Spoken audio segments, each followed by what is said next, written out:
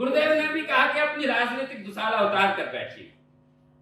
ऐसे ही हमें तब भी देखने को मिला जब इस देश के महाविद्यालयों में हमने ये दृश्य देखा कि जहां भारत तेरे टुकड़े होंगे के नारे लगाए जा रहे थे। जिन विद्यालयों में पढ़ने वाले छात्रों से ये उम्मीद की जाती थी कि वो भारत का भविष्य लिखेंगे, इस भारत को फिर से नीति नियंता बनाएंगे, उन महाविद्यालयों में पढ़ने वाले छात्र भारत तेरे टुकड़े होंगे के नारे लगा रहे थे। तब मैं एक ऐसे 20, 21 और 22 साल के नौजवान की कहानी सुनाना चाहता हूँ जो सीमा पर गया और वहां शहीद हो गया, जिसका अभी अभी विवाह हुआ और विवाह के उपरांत वो गया सीमा पर और वहां शहीद हो गया। शहीद होते हुए वो अपनी उस नवविवाहिता को कुछ कहना चाहता है। वो क्या कहना चाहता है वो मैं अपने मुक्तक के माध्यम से आपको सौंपना चाहता हूँ।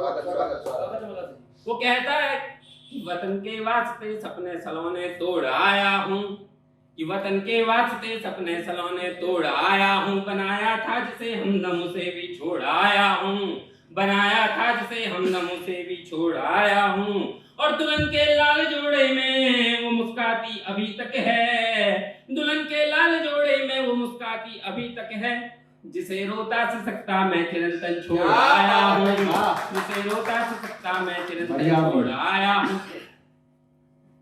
ये उत्तराखंड की भूमि किन वीरों की भूमि है ये इस देश ने देखा।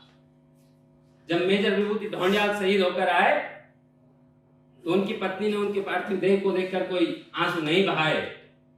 उनकी पत्नी ने कहा, आई लव यू विभू। और ये देश गवाह सीना खोले दुश्मनों का, जो देखे कि उस वीरांगना ने फिर से भारतीय सेना ज्वाइन की और इस देश की सेवा करना है था। तब उसकी पत्नी की ओर से मैं अगला मुक्तक सौंपता हूं। स्वागत भैया।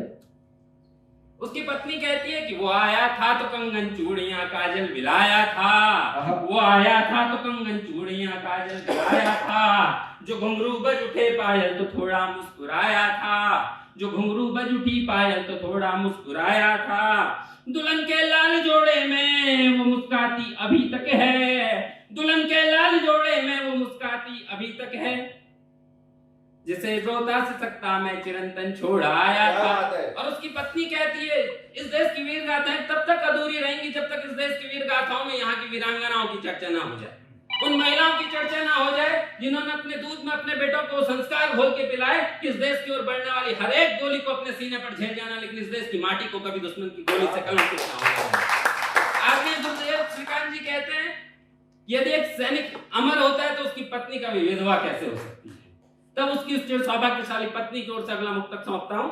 उसकी पत्नी कहती है कि वो आया था तो कंगन चूड़ियां काजल बिलाया था, वो आया था तो कंगन चूड़ियां काजल बिलाया था, जो घुंघरू बज उठी पायल तो थोड़ा मुस्कुराया था, जो घुंघरू बज उठी पायल तो थोड़ा मुस्कुराया था, और दुल्हन के लाल जोड़े में वो आया था तो कंगन चूड़ियां काजल बिलाया था, जो घुंघरू बज उठी पायल तो थोड़ा मुस्कुराया था।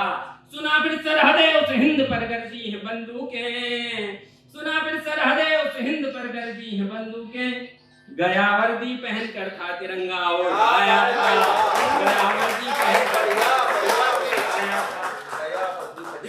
समझ आइए कि कविता से ज्यादा मेरा ध्यान सामने बैठे श्रोताओं पर है और श्रोताओं में भी एक श्रोता पर